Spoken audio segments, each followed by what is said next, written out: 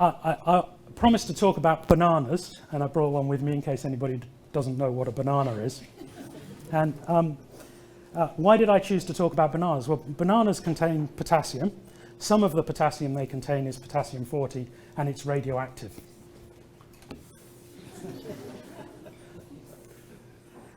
We do actually eat bananas, for those of you that don't know. And in fact, it's not unique to bananas that they're radioactive. Most of the fruits we eat are radioactive. A lot of the vegetables we eat are radioactive.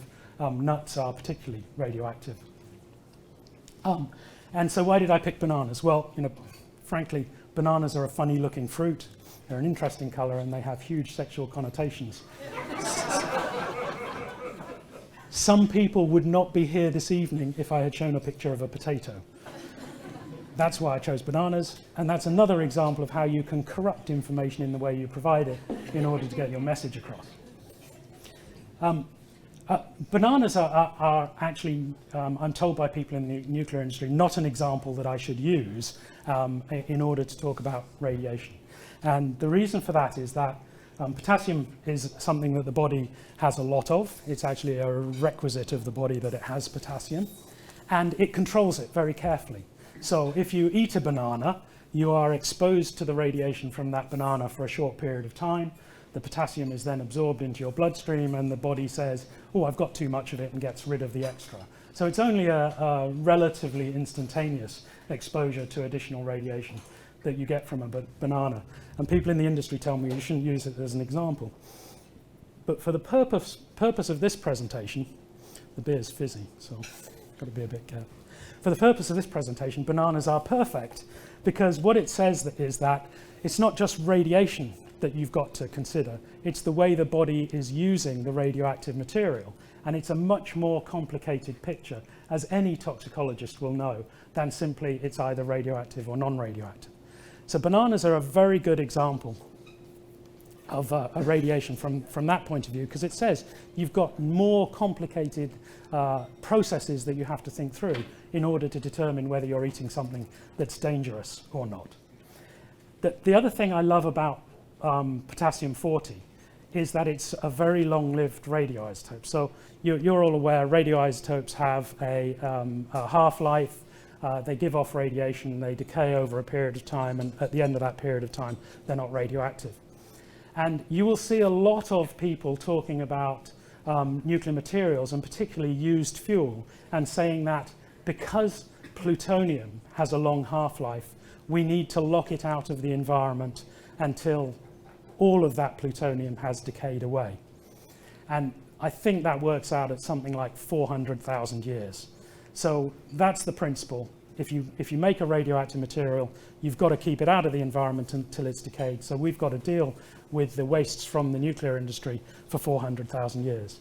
So I find that kind of interesting from a technological perspective, because it kind of assumes that in the next 400,000 years, technology is not going to change.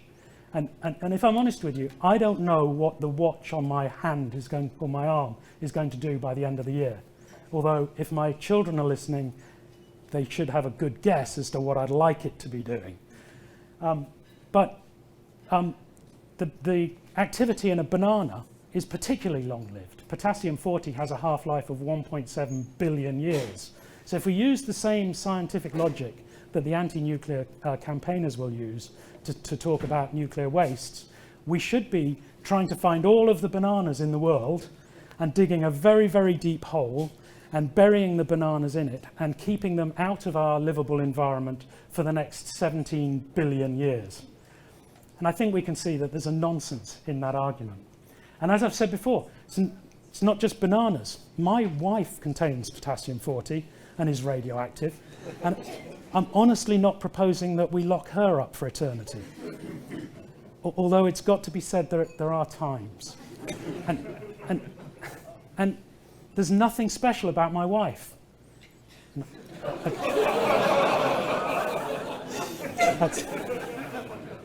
Sorry, there was another word I had to put in that, and I kept all day I've been saying, I must remember this.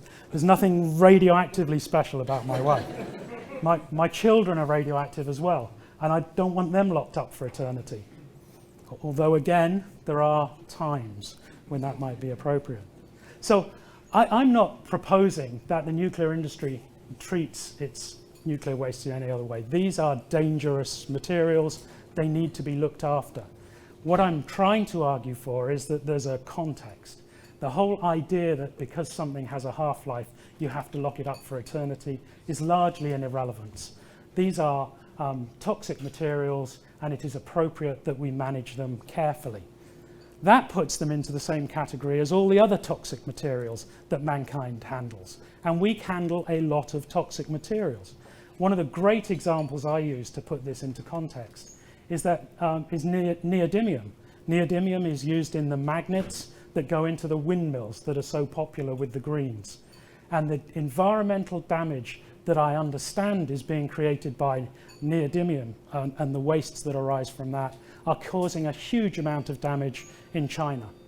It's just that it's in China, so none of us care. And I would put it to you that we should care, and that actually the nuclear industry and the way that it manages wastes is, it's not an Achilles heel of the industry, it is an example of how future industries ought to be behaving in dealing with the toxic wastes that they produce.